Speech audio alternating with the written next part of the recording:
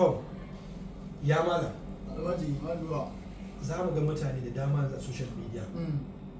bincike arama ko binciken da in ka ji wani hikari kamar ka ce wayyo Allah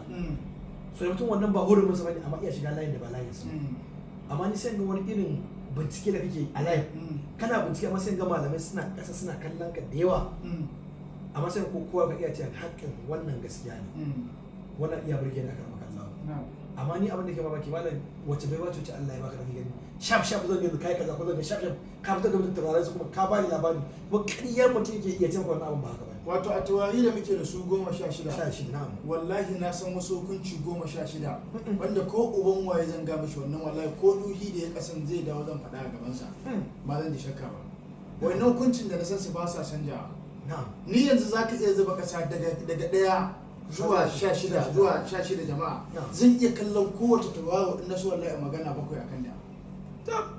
yara kuma ta maganar da zan yi ba ina tambayan ka ina contemplating ba a'a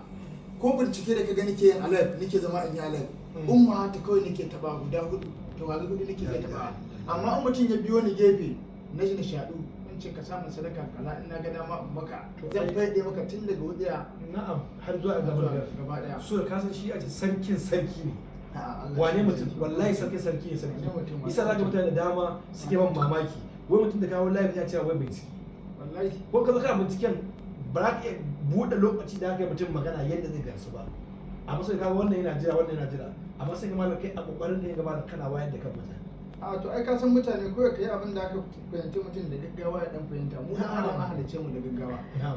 yanzu ma ta bayan fage mutum zai iya ana iya kira ko kai mutane bincike sosai yadda mutum zai gamsu da yadda yake akwai masu kira na masu ba su hawa idan suka zo sai su laɓe su jiya binciken ya nike yi sai daga baya sai mutum ya dauko ce na biyo kaza to wallahi ina fuskanta haka dan zai wuya in gama lab ban ga message din wasu 50 dari in na dade wallahi har 200 ina gani